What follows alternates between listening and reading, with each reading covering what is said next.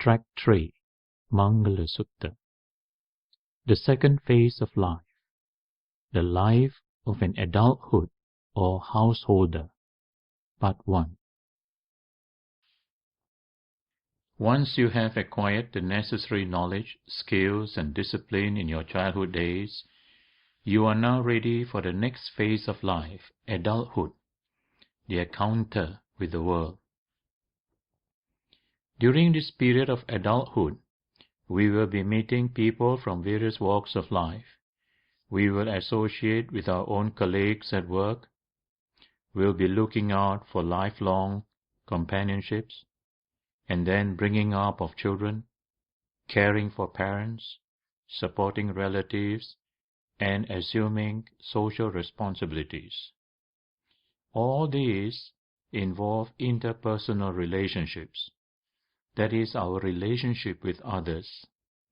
As such, it is important for us to understand the law of karma and how to cultivate metta, loving-kindness, karuna, compassion, mudita, sympathetic joy, and upekkha, equanimity. Our relationship towards one another is related to the samsaric and karmic bonds which have been developed from past lives as well as within this lifetime. Why are we attracted to certain people and not towards others? Why this particular child has come into our life? Why some relationships are only short-lived and others long-lasting? The answers to these questions lie in the understanding of the teachings of karma and rebirth. Hence the importance of Dharma education. Marriage, from a Buddhist perspective, is to provide the support for one another to cultivate the virtues and qualities that will eventually lead to their final liberation. The Buddha related his story, how as Prince Siddhartha he was married to Yashodhara, and how they have been living together from life to life, even as animals, as deers, as birds, and so on. In order to have such strong and wholesome connections, we should cultivate wholesome states of mind from very early days, cultivating the qualities of loving-kindness, compassion, sympathetic joy, and equanimity. The Buddha explained how these qualities should be developed as a mother with her 4 children. To her youngest infant child, she should cultivate metta, loving-kindness. To her second youngest child, who is handicapped and disadvantaged, she should cultivate karuna, compassion. To her older child, who is a teenager, she should cultivate mudita or sympathetic joy, rejoicing their youthful achievements in their studies and other activities. And finally, to her eldest child, who is married, she should cultivate upekkha or equanimity. Parents with strong materialistic concerns will naturally become disappointed when they get a child who is a slow learner, crippled, or handicapped. They fail to understand that such children have come to them to receive their love and care in order to clear off certain karma of the past. There are also children who are born to help the world, hence the need for proper parental guidance. Those who choose not to marry and lead a household life should recognize the importance of spiritual cultivation, as well as providing humanitarian services that will generate a strong merit field which will support them later in life. Towards the later part of the household life, as we begin to experience separation from loved ones, firstly from our own grown-up children, going overseas for studies or leaving the house upon marriage, and then There will be the loss of parents and grandparents and so on. So the understanding of the true nature of ourself is important to help us to cope with sorrow, lamentation, and the various manifestations of suffering. Hence the need for spirituality, which will help to transcend the idea of self. Although we use the terms I, my, me, and mine in the conventional world, the reality is something else. The parents, husband, wife, children, and so on, which we claim to be mine or ours, actually do not really belong to us. We do not own them. We cannot make them to be what we want them to be. They have come into our lives as a result of our past connections. As such, we should act as good custodians, and our duty is to pave the way for them to develop their full potentials and gain their final liberation. The household life is truly a workshop on the lessons of life. The Buddha's advice for this stage of life being Mata pitu upattanang puttadarasa sangaho anakulacha kammanta etang mangala muttamang.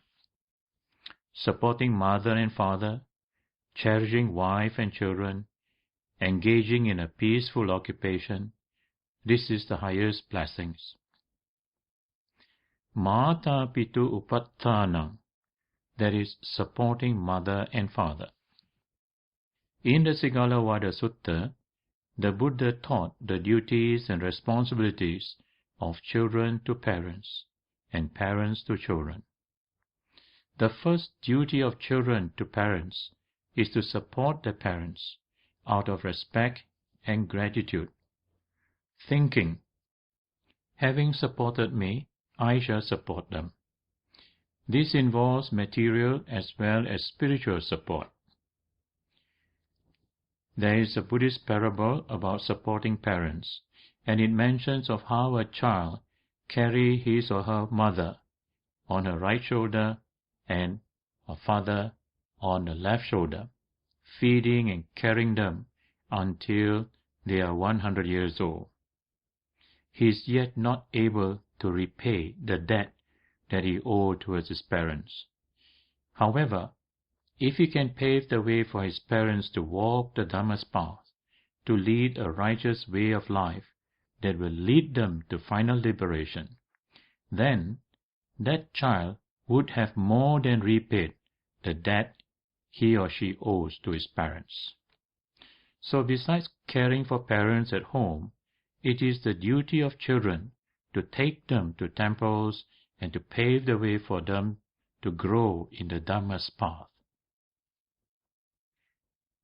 The next blessing is Putta Dharasa Sangaho, that is, to cherish wife and children. Here it is understood that a husband needs to cherish his wife and a wife needs to cherish her husband.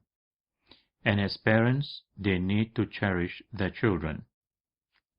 In the Sigalovada Sutta, the Buddha mentioned the duties and responsibilities of husband to wife and wife to husband, as well as parents to children and children to parents.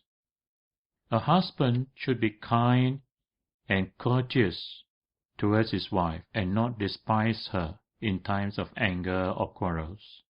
He should be faithful to her and even provide her with ornaments from time to time. He should also authorize her to carry out daily affairs in his absence. A wife, on the other hand, should be diligent in carrying out her duties, hospitable towards her husband's relatives and friends, and show kindness towards maids or servants. She should be faithful towards her husband and be able to manage the household affairs.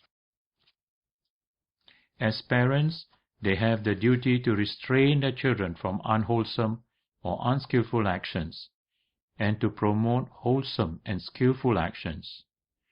They should also observe their inclinations and aptitudes and guide them towards a suitable profession, provide marriage guidance, and hand over their inheritance at an appropriate time.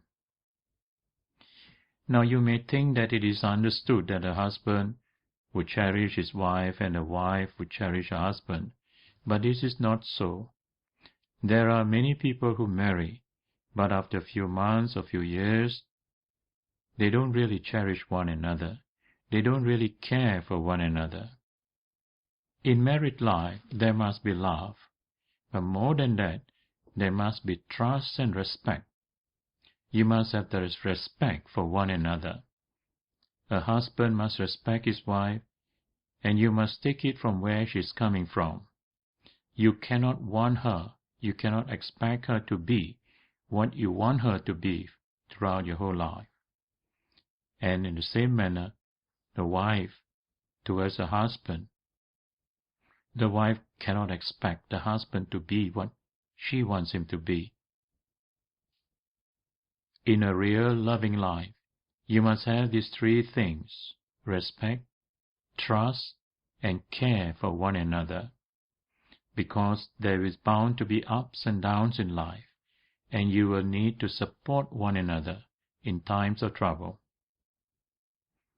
Those who choose to marry should take their married life as a real workshop of life, an opportunity to cultivate qualities such as patience, tolerance, and understanding. While having children to look after, most people will also have aging parents to care for, and these various responsibilities can make life quite stressful. On the one hand, family life provides the precious opportunity for your children to be born as human beings with a unique potential to cultivate and develop their mind to gain liberation. Caring for aging parents provides the opportunity for you to pave the way for them to have a good rebirth. However, on the other hand, there will be many great challenges in this situation, and thus you will also start to see dukkha, the unsatisfactory nature of life, and begin to understand that life is not just about pursuing worldly pleasures. This will actually prepare oneself for the next stage of life. Now the next blessing is anakulaja kamanta.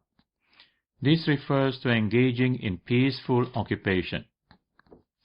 There are 5 kinds of unrighteous or wrong livelihood which should be avoided. They are: 1. Production and sales of armaments and weapons to destroy lives. 2.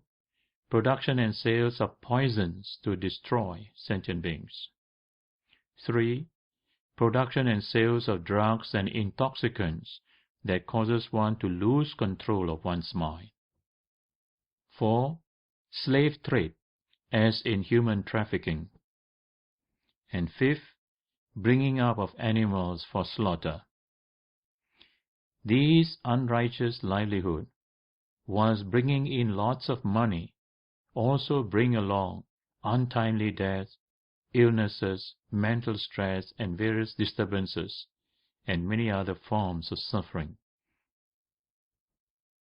When you engage in right livelihood, avoiding hurting or harming others, killing, stealing, lying, and cheating others, then your minds will be more peaceful, and you will be able to have quality time for your children and other family members.